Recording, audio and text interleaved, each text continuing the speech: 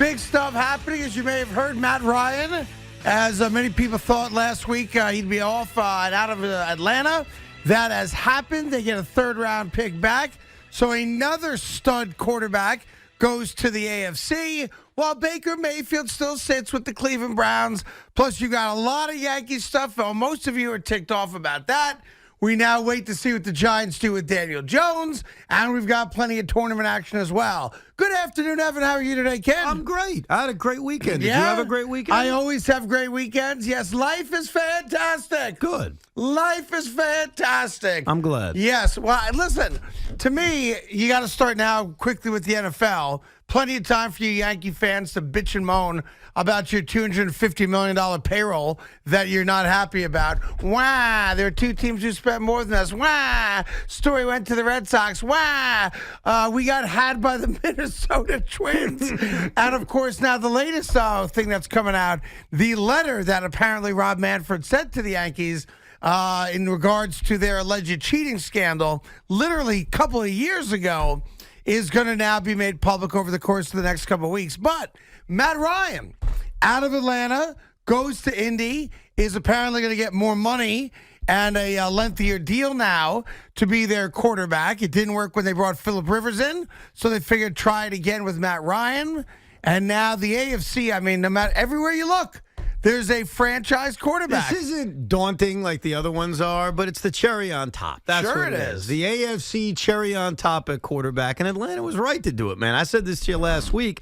They got to move on. By the way, something else I said to you last week, and you should be pissed about it. What am I pissed about? Evan, why would the Rams trade Robert Woods? Not only did they trade Robert Woods to the AFC, to the Tennessee Titans, for a 6th-round pick. Yeah, well, he's coming off a catastrophic injury. It doesn't matter. Fair. 6th-round pick. Well, listen, Matt Ryan, a franchise quarterback, they only give up a 3rd-round pick. Well, but you know what? To your credit, you said this last week. What is Matt Ryan right now? Right. He's on the end of a career. Yeah. Like you try all the Colts are doing, they're trying to get into and steal a playoff game for Frank Reich and Jim Irsay. I mean, that's what they're doing. It's not a long-term solution. He's in his late 30s already. He's going to be making a boatload of dough, but that's not a, hey, he's our guy 5 years from now. It's a, hey, we need to upgrade a quarterback. Who's the best guy available now? Let's check the list. Okay, Matt Ryan, bring him in. Yeah, and by the way, 3rd-round pick, okay, he gets big money in Indianapolis,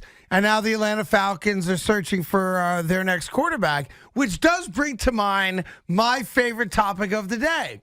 Oh, Giants fans, would you trade Danny Jones to Cleveland for Baker Mayfield and a pick? Yeah, now I would. Now you would. If you're throwing in a pick, I am. I'm going to throw in a pick for you. I read that this morning, that this is the value of Baker Mayfield now. Now that the Browns are getting a pick, that teams are telling the Browns, you have to give us, or we have to give you a pick, or you have to give us a pick. The Browns have to give another team a pick with Baker. Wait, so if you're asking me now, hey, Giants, we'll give you Baker, we'll take back Daniel, and we're going to throw in a 5th-round pick. A 4th or 5th-round pick? Yeah, it's going to be at best a middle-of-the-road pick. Not big, but I'll tell you why you do it, because Daniel Jones and Baker Mayfield have something in common.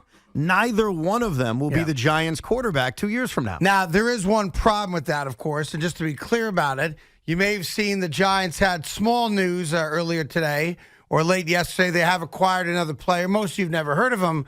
But he, like everybody else that they've brought in this year, happens to have played for the Buffalo Bills. Yeah, Matt Breida? Yeah. So, yeah, I'm not saying they brought in the second coming of, Thurman Thomas, but they brought in another Bill. And I just want to be the first, if I may. Well, I'm sure I'm going to get hammered on Twitter because I guarantee you this is not a unique or independent thought. But memo to Joe Shane and to Brian Daboll. I don't know if you read the rule book or not. You are allowed to acquire players that played for a different team than the one you just came from in your first year here in New York. Every single guy they've gotten has a connection to the Buffalo Bills. I think 4 of the 6 guys they've added has some connection to Buffalo. Memo to Shane and Daboll, the Bills haven't won a Super Bowl. They haven't even been in one in 20 years. So I know familiarity breeds something. What is that? What does it I breed? thought it bred contempt, so it wasn't the direction I wanted to go in. So I just stopped the quote mid-quote. Yeah. But it's okay to look elsewhere. You could go outside of the state of New York for your next signing. But listen, the quarterback carousel continues. It's not done yet. It's not done yet. Atlanta now is in the market for a quarterback. Listen, the Jets and Giants most likely aren't. But it's fascinating. So now it's Baker Mayfield and Jimmy Garoppolo watch. Every few days we go down a notch in quarterback watch. It starts off with Aaron Rodgers and Tom Brady, goes to Russell Wilson and Deshaun Watson, then it goes down to Matt Ryan, and now we're at the lower stages. We're at two guys that you adore. Two guys that you love. Yeah, I love both of them. I think they're both game makers. Jimmy Garoppolo and Baker Mayfield, which will net back next to nothing for both franchises. But that's also true. Now, the difference there is Jimmy G's contract is a beast as opposed to Baker Mayfield's. But I'll tell you, here's what happened. Here's the good news of all the quarterback carousel stuff this year thus far. Mm-hmm. You are guaranteed to get either Aaron Rodgers or Tom Brady in the Super Bowl. So for those of you that either love those guys or their teams, or for those of you that love rooting against the villain, you have those two guys. It's going to just be ping pong, ping pong, ping pong, back and forth. Because let's be honest, Dak Prescott and the Cowboys seem to be a complete peep show right now, right? Mm-hmm. The way they've handled this offseason.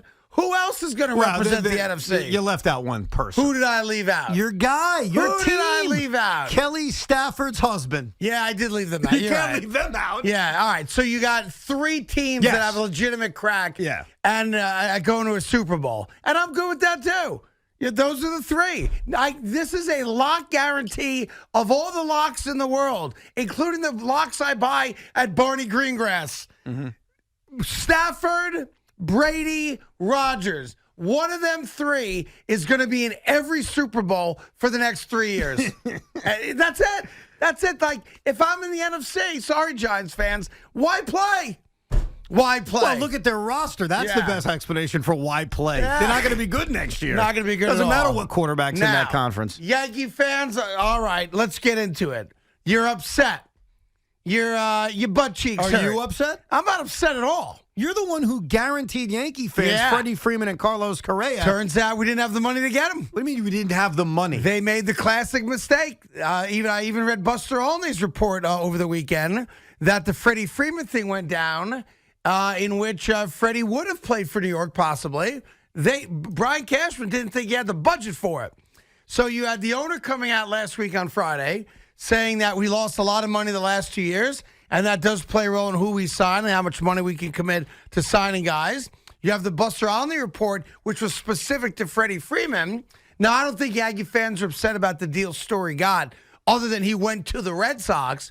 But I know you're livid that the Minnesota Twins absolutely pantsed Brian Cashman. And there's no other way to look at it. He got Cashman is what happened. Because of the Gary Gio trade? Well, the fact they cleared up. He freed up money for the Minnesota Twins. That's correct. To then pursue signing a free agent like Carlos Correa. But I don't know what you guys are all bitching about anyway. Well, you just did it. You just explained it. You just said why Yankee fans should bitch. Wow. You explained it actually perfectly. You're going to, from that, pivot to why are you bitching? Yeah, what I'm saying is I understand what you're bitching about. I don't agree with the bitching. Well, hold on. Brian Cashman got pantsed by the Minnesota Twins. He got pants. That's your opinion? That's my opinion. Okay. He got pants. So then why are you asking why Yankee fans would be upset? A team you never lose to, a team you own, outmaneuvered you and left you without the financial might to sign Carlos Correa to a dream contract. And here's why it's a dream contract. Because it's short term. Yeah. Because it's essentially a 1-year deal. He has opt-outs after each year, right? Right. It's essentially a 1-year contract. Yeah. So before you start mocking Yankee fans, well, I'm just saying, how can you ask them why they're annoyed when you just explained why they should be annoyed? But it's beneath you as fans, Yankee fans. It's beneath you. I agree with the principle of it. I want to be clear about that. You got pantsed. You got had. You got bamboozled by the Minnesota Twins, of all teams, a team that you own. And let's be honest, you deserve it. You have owned that franchise for the better part of 2 decades. That's right. So they got one little victory, and you're crying about it. One little victory? One little victory, and you guys are crying like you haven't owned them for 20 years. Craig, come on. You're the New York Yankees. Yeah. You're a big market team. Are they? You supposed to be. And who did you get pantsed by? The Minnesota! Who? Minnesota! Who'd you get pantsed by? Minnesota! Minnesota! That's a problem. Is you it? didn't get pantsed by Boston. You got pantsed by Minnesota! I'd love to know what that is from. I don't know what it's from. Do you want to know? It's probably some kind of wrestling thing. No. No, I don't know what it's from. It was right after. It was right after the then former vice president, current president, won the state of Minnesota during the Democratic primary, and he was very excited. Minnesota! Minnesota! All right, good reach on that. Good reach. Well, listen, you're a fan. We'll get your calls on it. 877-337-6666. You know, you've owned Minnesota for so long. They got one back on you.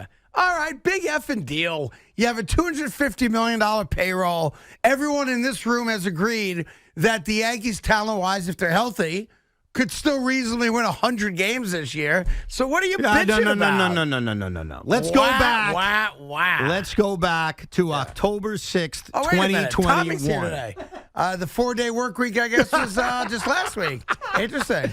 Yeah. You can't pivot off of what you said on October 6th, 2021. What did I say on October 6th First, last year? you said Cashman should be fired. Did I say that the media that covers the media doesn't cover us fairly? You did actually. I believe I did. Yeah. Yes. Yeah. Proof of that again today.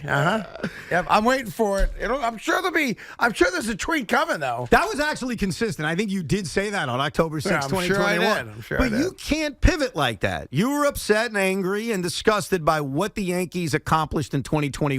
And you didn't have the rationale that you're now going to have, which is going to be, hey, guys, DJ bounces back. Glaber bounces back. Hicks is healthy. This is an awesome lineup. Severino's healthy. He's topping out at 97, 98 yesterday. This is an awesome rotation. That's not what you felt. That's not what you said in October. Right. You said in October. What did I say? Go get Carlos Correa. You're damn right I You did. said go get Starling Marte. That's what I didn't say that. But I did. That was me. Go ahead. We're the same. Carton and Roberts, Craig. That's right. You said go add a starting pitcher. Yeah. You said go add a real catcher. Yeah. So, yes, in one breath, can the New York Yankees win the AL East? Absolutely. No one's denying that. Okay, good. But this offseason was not what you envisioned. It was That not is correct. What They've had a Yankee very fans envisioned. disappointing offseason. If I told you on October 6th, here's the deal, Craig. Josh Donaldson, Isaiah Connor-Falefa, and a catcher you've never heard of. First, you'd say, Evan, I never heard of the shortstop either. I never heard of that guy yet either. You would say that's... I know. He goes by IKF now, though. Yes. And he shaved it up nice. You would say that's not acceptable. Right. That's what you would have said. I would have said that. So, yes, the Yankees can win. Yes, the Yankees have talent. But now the Yankees are reliant on a bunch of guys bouncing back, which could happen. But they didn't sign all the guys you wanted them to sign. You know what the Yankees are going to do? It's so obvious to me. Win the World Series? No. I mean, I hope so. But no, to me, this is so obvious. I'm sure it's out there already anyway. Good. The Yankees' vision of saving this offseason, they're going to get the deal done with Aaron Judge. And then they're going to tell you we got the guy. The most important guy on this roster currently locked up long term. Does that save the offseason? For me, it doesn't. Okay. But that's their mindset. There's no doubt to me, based on what they've said publicly, even what Aaron said, I think, yesterday publicly, that deal's going to get done. I would be surprised if it's not done in short order. And that they're going to sell that to you guys as longtime Yankee fans. That's the guy you want us to sign more than anyone. He's a Yankee for life now. Look what we did for you. Can you respond with these two things? Because this is the way I would feel. Go ahead. A, great. Yep. It's great that you locked up Aaron Judge. That's not a bad thing. I would do the exact same thing. But you could also say, but this offseason still left a lot to be desired. Yeah, you can have both. They're mutually exclusive. Yeah, you can say both. Yeah, I agree. You can feel both ways. It just, you know what it is to me, Evan? I get the anger of Yankee fans. I do. I even walked you through why they're angry. But the moaning has to stop. The baby-like complaining has to stop. They're not spending $180 million on the roster. They just didn't spend it the way you want them to. And that's a fair assessment of what's happened here. But act like Yankee fans, right? Act like bleacher creatures. What? Quit moaning like you're Met fans. Quit complaining about how the world is wronging you because you didn't get Correa. The world isn't wronging Lord. you. The Yankee fan feels Brian Cashman and Hal Steinbrenner are wronging them. Okay, well, not the world. By the way, Yankees get off to an 11-3 start. Every one of you shuts your mouths. Of course. Every one of you. Craig, Zip your lip. Craig, I'll never forget this. Gallo's going to have a rebound year. Listen, DJ's healthy now. He'll bat 330. Here we go. Here comes the if train. You got a better defensive middle infield now. Craig, do you remember when you first started with Boomer in the fall of 2007? That's right, September 4th, 2007. Okay. Do you remember, and maybe this was more of an August thing, so I apologize. Yeah, go ahead. The talk on this radio station. I can tell you exactly what I said about the Mets, if that's what you're getting at. Giants, the New York Football Giants. Well, The talk was, and I'll remind you because you may have in forgotten. August? Yes. Jerry Reese has set up Tom Coughlin to be fired. This offseason was such a failure. Strahan's holding out.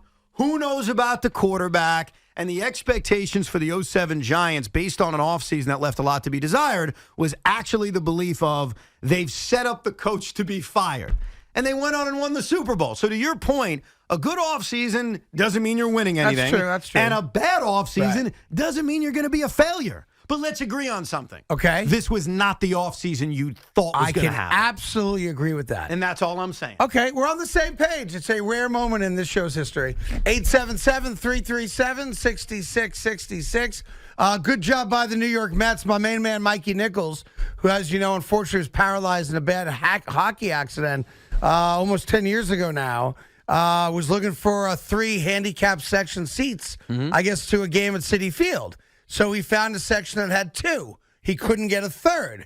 So he went to public social media, rather, and said, look, I'm not looking for anything for free. I just want to sit with my brother and my father. And he reached out directly to Steve Cohen. I'm happy to say, I don't know how it worked out. They found a 3rd seat in the handicap section so that my main man, Mikey Nichols, can sit with his dad and his brother. And whoever made that happen on the Mets, well done. Good job by the Mets. Well done. So I'm glad he'll be able to go and enjoy. I think it's the it's the Keith Hernandez retirement game, July 9th, which I'm sure is becoming a tougher ticket. So well done by the Mets. And listen, we make fun of teams and point out when they don't do things right. Here was a team that very quickly saw Mikey's post and got it right. And again, he wants to buy them. Right. He was not asking for anything on the arm. Right. And I guess they found a ticket that he could buy. Good job by the Mets. Yeah, well done, Mets.